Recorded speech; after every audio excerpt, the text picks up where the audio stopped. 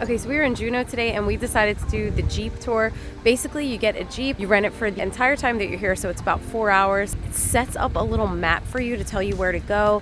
They have Mendenhall Glacier, the shrine, the picnic area, so we're gonna take you with us. It's really beautiful over here in Juneau. You gotta check it out. If this is your first time joining us, I'm Gina, this is Doe, Isabella, and Vincent, and we are Ohana Eats. Our Ohana loves to eat and travel all over the world, and we love sharing every adventure with you. Don't forget to like and subscribe, and stay tuned for a trip of a lifetime in Alaska.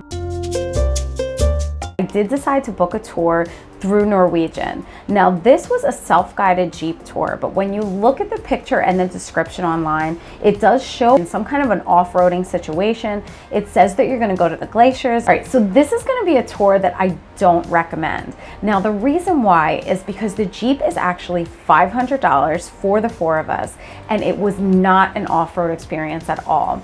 They give you an iPad, which gives you 4 locations to visit, and they say it takes about 2 to 3 hours, depending on how much time you spend at each location.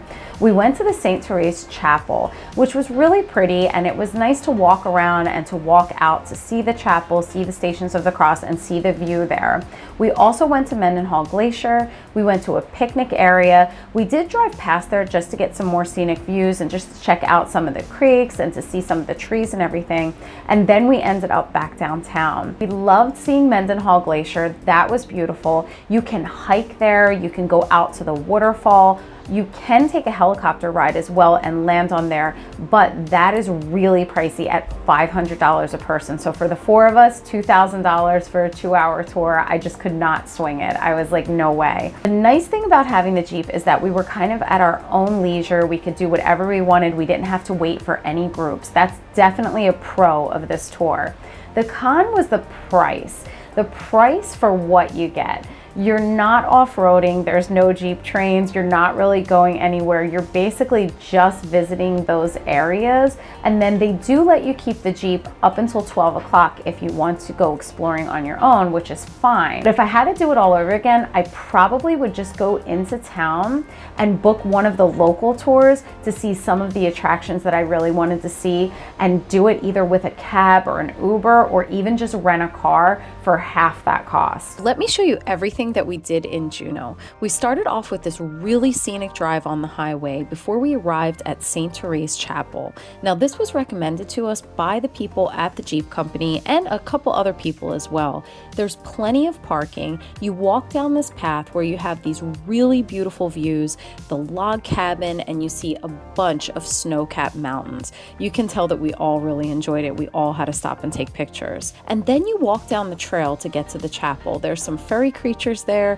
and there's also a really beautiful Stations of the Cross and also a cemetery. When you arrive at the chapel, the cobblestone architecture on the outside is really stunning. When you get inside, you notice the simplicity of the church, yet its absolute beauty. And the coolest part is that when you look out the windows, you can see all of nature out there. We went outside, and this is the view.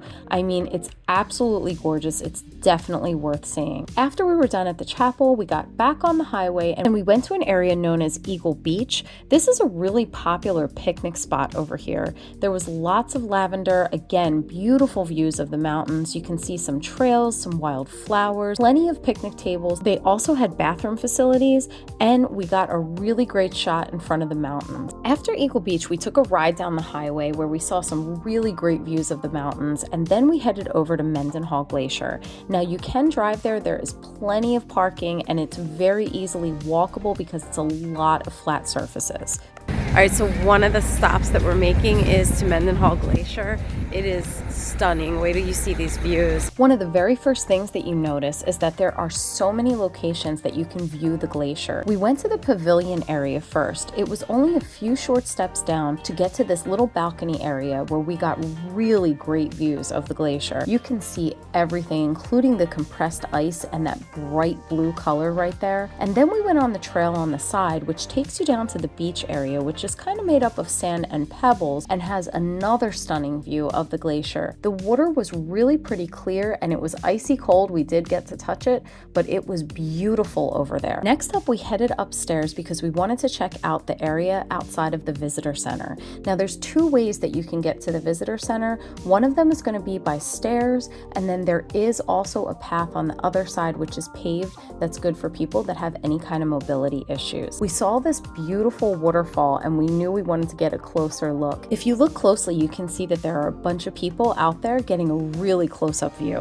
Next up, we did see the hiking trail. Now they did warn us that there are possibly some bears, so we started to walk there, but there were honestly a lot more bugs than anything, so we turned around and went inside the visitor center. The visitor center gives you all kinds of knowledge in regards to the glacier and even has some preserved animals as well. We really enjoyed Mendenhall the most out of our day in Juneau.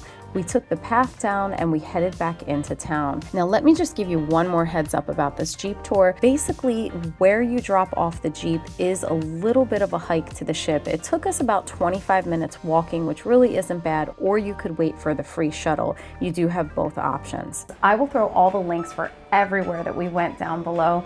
If you have any questions or comments or want to share your favorite activities in Alaska, I would love to hear from you. So please write it in the comment section. As always, stay safe and aloha.